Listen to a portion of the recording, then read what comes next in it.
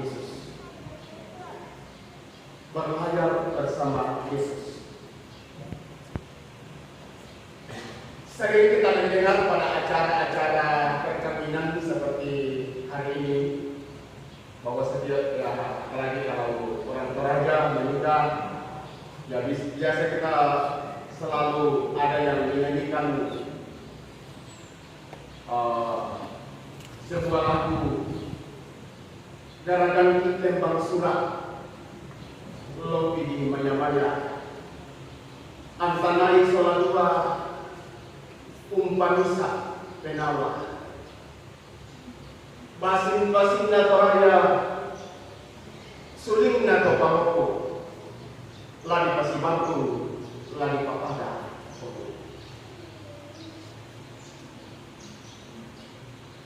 Dari syair lagu ini dilukiskan tentang dua budaya besar yang berbeda, yaitu Toraja dan Bumi.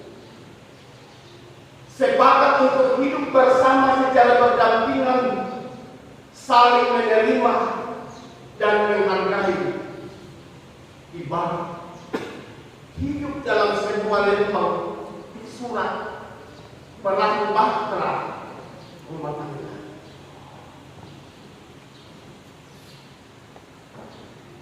Demikianlah perjumpaan saudara Robi bersama dengan saudari Ayu. Tentu dari suku yang berbeda. Robi suku orang Toraja, Ayu ada suku Jawanya, ada suku Torajanya, bahkan dari daerah Tanah Luhur, Ronggo. Tentu ada banyak perbedaan yang akan dijumpai oleh kedua anak saudara kita dalam membangun hidup rumah tangga. Namun melalui syair lagu tadi yang saya bacakan, bahwa bagaimana kita mau hidup dalam sebuah bahtera rumah tangga atau dalam sebuah lembah surat, hidup secara berdampingan, saling menerima, saling menghargai satu dengan yang lain. Lalu apa hubungannya dengan lembang surat dengan rencana pernikahan perkawinan saudara kita hari ini? Kedua anak kekasih kita telah sepakat untuk membangun lembang surat atau membangun sebuah bahtera rumah tangga. Kehidupan rumah tangga itu adalah ibarat berada dalam sebuah lembang atau perahu yang siap berlabuh. Dan perahu atau lembang yang akan dilakukan oleh kedua saudara kita telah didesain, telah dirancang selama beberapa waktu lamanya, selama pacaran. Masa sedang kayak anak waktu dulu. Tentu selama berpacaran itu kedua saudara sudah saling mengenal pribadi masing-masing. Namun saya yakin bahwa pasti masih ada sesuatu kepribadian yang mungkin masih tersembunyi pada kedua saudara. Tak pernah tersunah itu selingkuh. Karena itu menurut Perikuil, waktu pacaran itu adalah masa di mana kedua insan bercinta memakai masker. Terlepas dari singkat atau lamanya orang itu berpacaran, masker-masker tersebut akan terlepas saat kedua sudah memasuki pernikahan. Itulah sebabnya banyak keluarga yang tidak bertahan lama. Baru setahun, 2 tahun, 3 tahun sudah mulai berantakan, bahkan berujung pada perceraian karena ketika pacaran mereka memakai masker atau penutup wajah ibarat narkoba.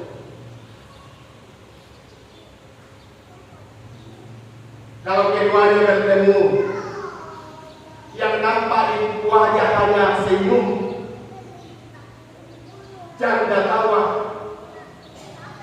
tidak berani memperlihatkan muka yang murung, atau suka marah-marah, atau mungkin pelit,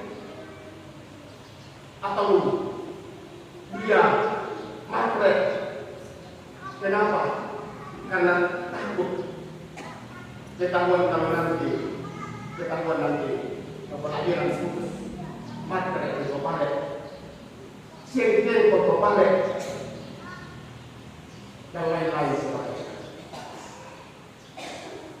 Nah, Bapak Ibu saudara-saudara,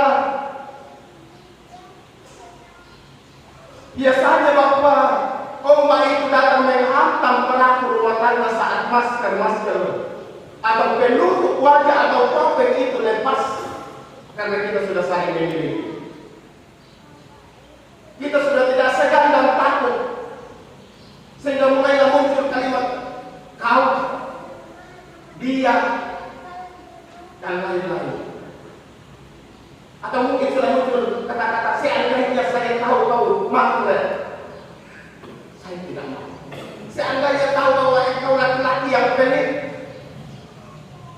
tak aku lakukan itu. Saya tidak mau. Banyak laki-laki yang saya suka mau sama saya pada saat itu, tetapi ternyata engkau seperti itu.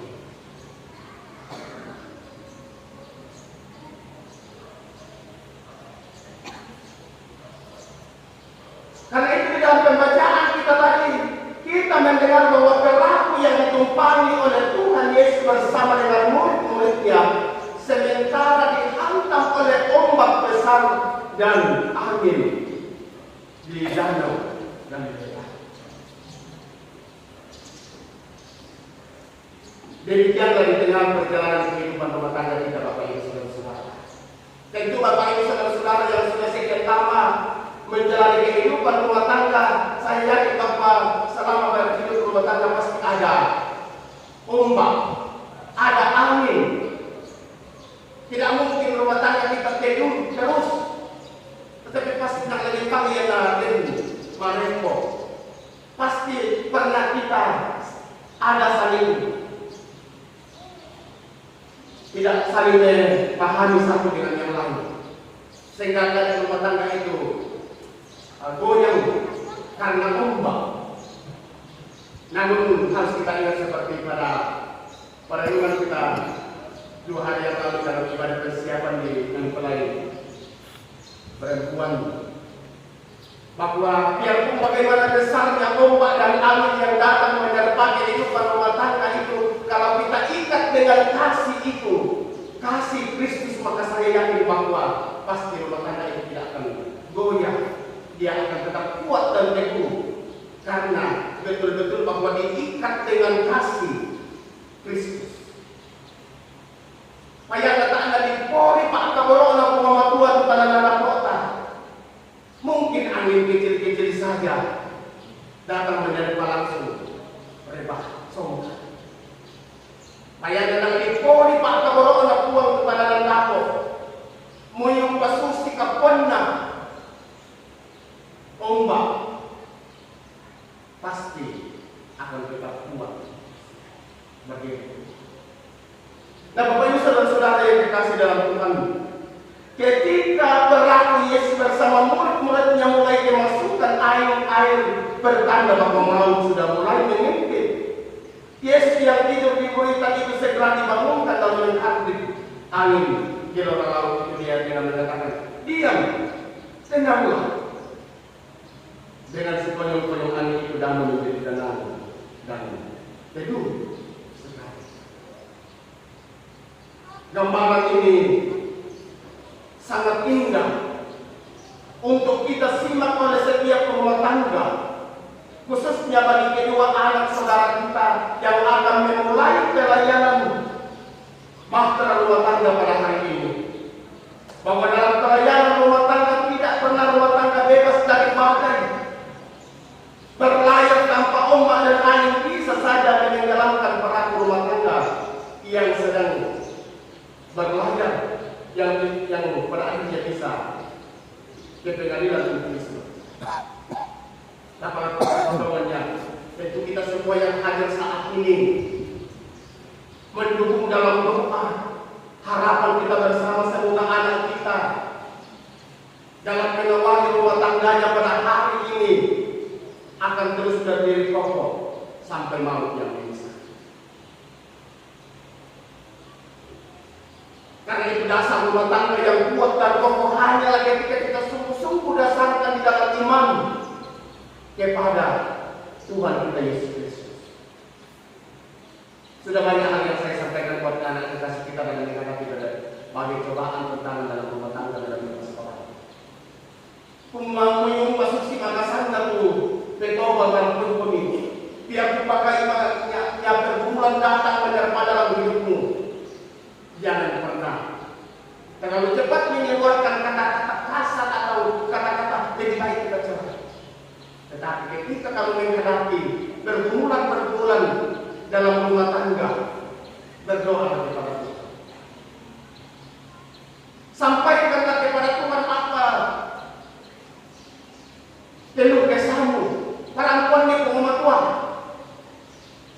dan Tuhan yang akan menolong untuk menyelesaikan setiap masalah dalam berbulan-berbulan dalam menghadapi hidup rumah tangga. Bapak Ibu saudara-saudara yang dikasih dalam Tuhan, menyimak kisah pelayanan Yesus bersama murid-muridnya, ada beberapa hal yang kiranya menjadi catatan bagi kedua mempelai dan kita semua sebagai suami dan istri dalam menjalani kehidupan rumah tangga. Pertama, kurang percaya. Badai itu datang saat murid-murid Yesus kurang percaya. Kepercayaan juga sangat penting, itu ditanamkan dalam keluarga, khususnya bagi suami dan istri. Kendati mungkin karena tugas suami atau istri harus berpisah beberapa saat, ingatlah dan percayalah bahwa suamimu atau istrimu dalam tugas tidak akan pernah selingkuh, karena di matanya hanyalah kau wanita tercantik yang pernah dia temui. Demikian pun sebaliknya, bahwa engkau adalah laki-laki yang tergagah yang dia pernah temui dalam hidup. Jadi si potongan kita saling mempercayai karena mana-mana di fotokoyo ayo majama. Nah, tak pasti mana potongan itu dimakan. Nah, potongan itu ada belum persoalan. Jadi potongan itu penting kok. Saat pandai. Padahal itu ada penunjuk. Karena itu di tengah-tengah kehidupan rumah tangga kita sangat penting kita miliki tentang saling percaya. Lagi itu kepotongan dalam rumah Tuhan. Kenapa murid-murid itu ketika air sudah mulai masuk dalam perandungan mereka takut membuat apa mati mikir. Pasti kita ini mati. Karena air sudah mulai masuk. Padahal ada Yesus bersama dengan mereka. Kenapa mereka takut? Kenapa lagi bisa kita pun lagi berbuang? Masa kebetulan buang atas seseorang karena bisa kita mampu. Tapi itulah kadang-kadang kita kurang percaya. Karena itu sebagai orang beriman, nah meletak atau manapnya kita sungguh-sungguh percaya akan kuasa dan kasih Kristus di tengah-tengah kehidupan kita. Lalu karena yang kota, nanglah buang yang telah menjadi kona, ketuan tersebut. Yang kedua, bahwa di tengah-tengah menjalani kehidupan rumah tangga kita jangan biarkan Yesus tertidur. Karena dengan tidurnya Yesus rupanya dimanfaatkan oleh iblis untuk mengganggu perjalanan Yesus bersama dengan murid-murid. Dapat dibayangkan kalau satu rumah tangga berlayar berjalan tanpa Yesus. Sedangkan Yesus saja baru tidur, perahu murid-murid hampir tenggelam, apalagi kalau sampai Yesus tidak ada lagi dalam rumah tangga. Bisa dibayangkan musibah apa yang bakal terjadi. Yang dalam tanda kota di tengah-tengah kehidupan rumah tangga kita, sekali lagi jangan kita jauh dari Tuhan. Jangan sampai Yesus tertidur, artinya bahwa kita lama itu tua Yesus. Dalam keadaan ini, Yesus itu selalu terbuka, selalu ada dalam setiap waktu, dalam keadaan bagaimanapun Yesus ada. Namun kadang seolah-olah Tuhan semua Yesus. Karena itu dalam rumah tangga kita, dalam menghadapi berbagai situasi keadaan yang sulit menjadi kita sungguh-sungguh hidup percaya kepada. Dan di mana kita susah kita dapat pun, Pak dia mengenal kecemasan kita nak semangat dalam dua-dua. Karena sebagai orang percaya kita harus senantiasa hidup mengucap syukur kepada Allah. Karena dalam jalan kehidupan rumah tangga ini tidak pernah dijanjikan dalam Alkitab bahwa ketika kita sudah berumah tangga lama sangat taruh lebih. Tetapi justru ketika kita sudah memasuki rumah tangga, karena tanggung jawab semakin besar, akan banyak tantangan, akan banyak pergumulan yang dihadapkan bagi kita. Namun ketika Yesus sebagai nahkoda kita percaya bahwa kita akan bisa sampai kepada tujuan di mana kita akan berada. Yang pertama adalah waktu seluruh ruang selain atau mana semua. Laman nak buang kalau kena nampak Tuhan kalau sama. Laman nak buang kalau kena nampak kamarentengan. Bahkan sukacita bersama dengan keluarga kita ketika hubungan kita dengan Tuhan selalu dibangun dengan dekat. Jadi Robi Sola Ayu yang mulainya dari kecilnya dia setia rajin bersekolah minggu PGT sampai dia memasuki kehidupan rumah tangga. Yesus semakin memasuki rumah tangga semakin dekat lagi. Kami justru mantan di makanan yang berbeda di rumah ini. Ini juga dikesankan oleh orang tua semakin dalam sekolah. Jadi mencoba tidak pakai rasa untuk masuk di karangan nasi. Bagaimana juga saudara senantiasa memberikan waktu kesempatan untuk melayani Tuhan selain kita. Hal yang ketiga yang bisa kita petik dari pembacaan kita bahwa ketika telah mulai memasukkan akhir. Ayat di sini adalah pihak ketiga yang seringkali menjadi penyebab ketegangan hidup rumah tangga yang kadang tidak senang melihat orang lain bahagia.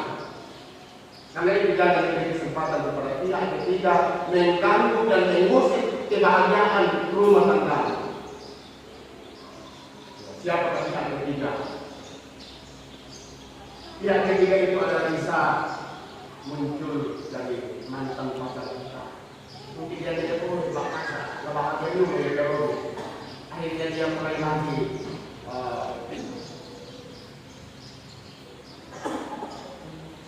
memiliki masalah kita juga kita terbuat.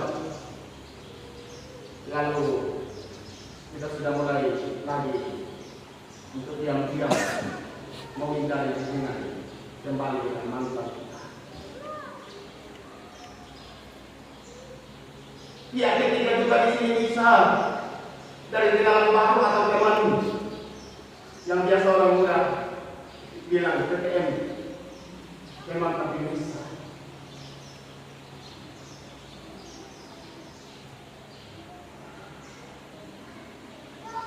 Juga angin dan ombak itu bisa muncul dari kaum keluarga sendiri.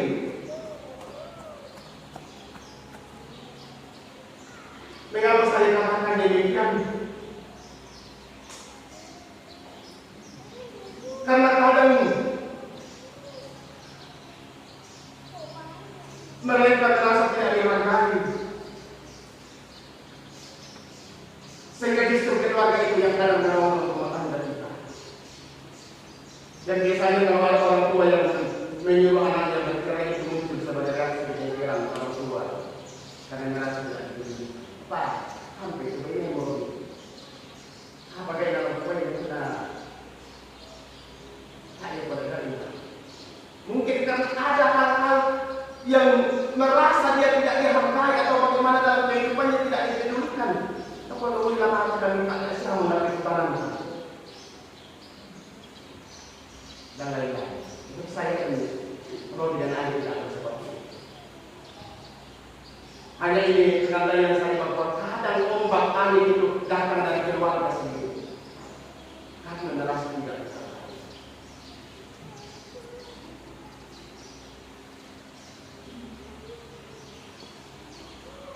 Karena itu di tengah-tengah kehidupan kita, dalam menjalani kehidupan rumah tangga mestinya kita paham bahwa kalau kita senang dengan anaknya, seharusnya juga kita senang menerima orang tua.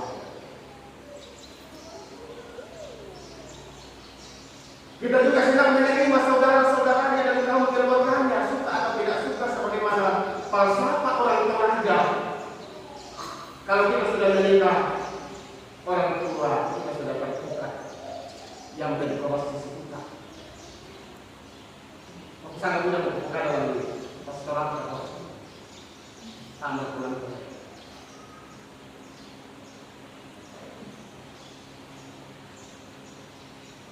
Nah, Bapak Ibu saudara-saudara yang dikasih dalam Tuhan, ketika kita menghadapi bahaya dalam rumah tangga, kepada siapa kita akan mengadu? Biasanya kalau ada masalah dalam rumah tangga, tempat mengadu adalah orang tua, saudara, teman baik, tetangga dan lain-lain. Katakanlah kepada orang yang kita anggap tempat untuk berbagi atau curhat, namun perlu juga harus diperhatikan. Betul, kumara, tidak. Sudah cocok saya akan menyampaikan isi hati saya kepada orang tua saya atau kepada saudara saya atau kepada teman saya. Jangan sampai itu baskon bocor atau finger bocor. Kayak karena tapokade nakubasa mungkin namanya mo kaya mo iya itu bayu susi itu tumanina. Ya itu romi susi itu tumanina. Karena itu saya sampaikan dalam kesempatan bahwa ketika ada masalah dalam rumah tangga jangan terlalu cepat disampaikan kepada orang lain, orang tua sekalipun. Coba bisa lupa itu tua-tua nang marira sang ya mereka sekali Pak. Ya maksudnya lagi dapat tua-tua benar. Menyesal benar kalau lagi dapat tua-tua apa mau kita. Karena itu juga kalau orang tua tidak bijak itu, ya adalah kalau kan tidak perlu terlalu atau karena itu para orang lain yang berkepentingan itu Pak mungkin tempat untuk yang tepat untuk menyampaikan ketika ada masalah terkuat dalam rumah tangga adalah para hamba Tuhan pendeta.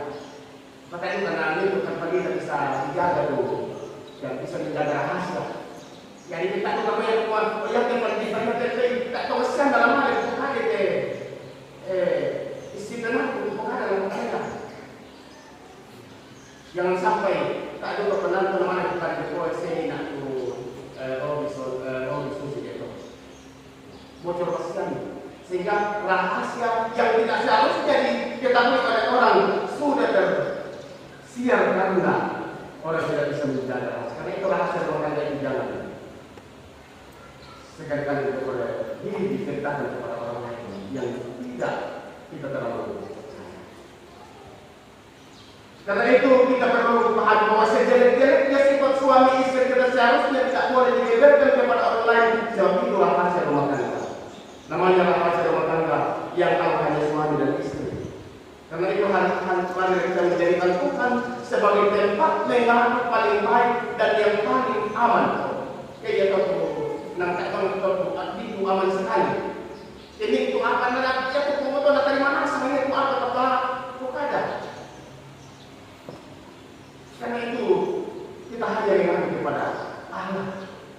untuk menyampaikan seluruh pergumulan-pergumulan.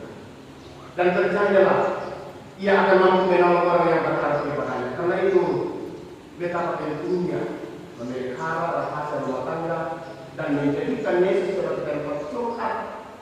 Karena hanya Yesus yang mampu menghapus angin dan badai dalam rumah tangga. Bermainlah bersama Yesus. Hanya bersama dengan Yesus, kedua saudara akan aman dan selamat tiba pada tujuan, yaitu rumah tangga yang bahagia. Maka kita semua bahwa percayalah makanya bersama dengan Yesus, rumah tangga kita akan tiba pada tujuan rumah tangga yang bahagia. Kiranya Roh Kudus yang akan menolong dan membuka kita hari ini dalam menjalani kehidupan rumah tangga kita itu sebagai kedua anak saya, saudara saya, untuk senantiasa belajar bersama dengan Yesus. Jadi kalau Yesus sebagai nahkoda dalam rumah tangga, sehingga kamu tiba pada tujuan